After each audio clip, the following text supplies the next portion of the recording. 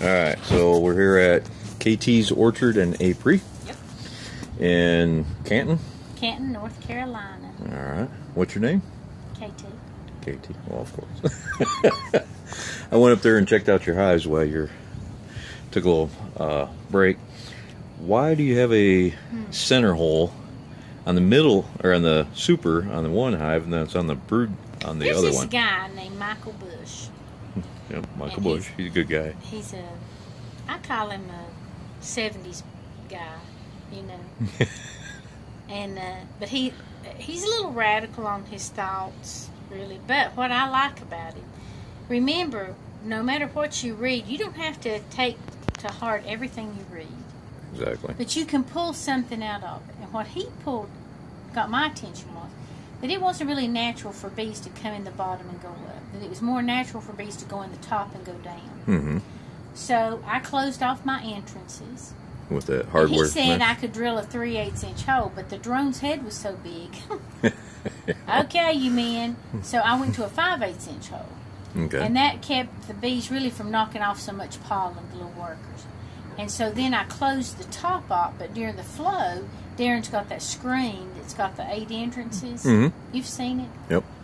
I flip it the other way so they can go in, but when the flow's not on, I flip it flat. I don't leave it up all the time. Okay. And so the bees love that hole. And you tell me how you're going to lose a hive to robin with a 5/8 inch hole. Yeah, that's a real good idea, because But the screen at the bottom gives them ventilation, plus it's a screen bottom board. Even Okay. if it was a solid board, that screen in the front would give them ventilation. Mm-hmm. Then you've got ventilation at top. Whether you use a screen inner cover or a solid, you can prop the top up. You know, he just props his lids up. I don't even think he uses inner cover. He tilts his lids at an angle where the bees come in at the top. He doesn't even have a bottom board. I don't even think he uses a bottom board. I mean, he probably does use a bottom board per se, but it's not like our bottom boards. You know, it's just sitting on plywood or sitting on a... So there's not even a screened entrance. No. Yep. And when I read that, I remember right after I read, he has 2 books, Beekeepers 1 and 2. And he's got another book, but there's 3 of them, but anyway. It was under Beekeepers 2, and I thought, you know, he's on to something here because he's right. Well, I don't even like the screen bottom boards, because when they live in trees, they don't have a screen bottom board, and they keep them so cleaned out. I like the screen bottom board for this reason. If you put something on the ground, I use diatomaceous earth. Mm-hmm. If they drop from that screen onto the ground and you've used diatomaceous earth, now I know people don't want to use ant killer, that's, you know, the whatever kind of the granules, but I'm going to tell you something. Throw it under the hive. Your bees don't need to be living on the floor of the ground anyway. No. So put that diatomaceous earth, it's a natural whatever, and when that varroa mite or that hive beetle falls down to people, boom, you're going to die. Yep. So the diatomaceous earth is something natural, and I don't just put it under the hive, I put it 3 feet around it. And I do it about every 8 weeks, 6 weeks. How thick do you make it? I just take my hand and start slinging it out like you would fertilize. Okay. Because I've seen beekeepers put it up to 2-3 inches thick, and then it just gets so wet and solid. That's nasty.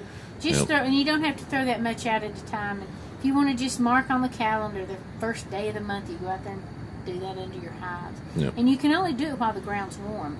Remember, it's just like lime, fertilize, sulfur. The ground only uptakes when it's warm. Mm-hmm. So it's not even good to start till now. Well, 1st of May is when you should start. Yep. When the ground's warm. It probably isn't even warm by May, but I'm going to pretend it's warm by May and start. But, you know, hive beetles have become a real nuisance. Yep. Of course, varroa mites, I don't know what we'll do to try to get rid of those. But I'm just saying that you have to be proactive. But the screen bottom boards I like. But if you had solid bottom boards, Case or Rossoroy, you know, you'd have to learn to work with it. Yep. Okay. But no, a lot of people, I have to give Michael Bush credit for that. Although he didn't say that, I took from what he said to let them enter from the top. So I came up with the screen and the entrance and then drilling the hole. But a 3/8 inch hole won't work. It has to be a 5/8 inch. Yeah, I know. It has to be big enough for them to get their little legs full of pollen in, because if not, in front of the hive, you will see all that pollen piled up. And Right that's down. not good. No. You want that pollen. You don't want it piled up in a pile outside. No, it doesn't. Hive no and good. then, you want the drone to be able to freely to come back and forth into that hole. But I haven't lost a hive to robin, I'll tell you that. Oh yeah. It's been 2 years. I've lost it to other things, but not to robin.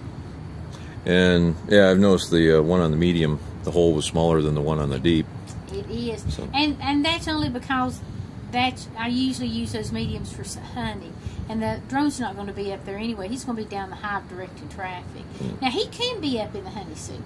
Yeah. I mean, he can get trapped up in there with that queen excluder, but most of the time, when I put those queen excluders on, I try to make sure that all the bees are smoked down, and I lay the queen excluder on. So the only thing up in that super is a bee, a honeybee. The worker, not a drone. Okay. Because a drone, he can get trapped in there. Unknown caller.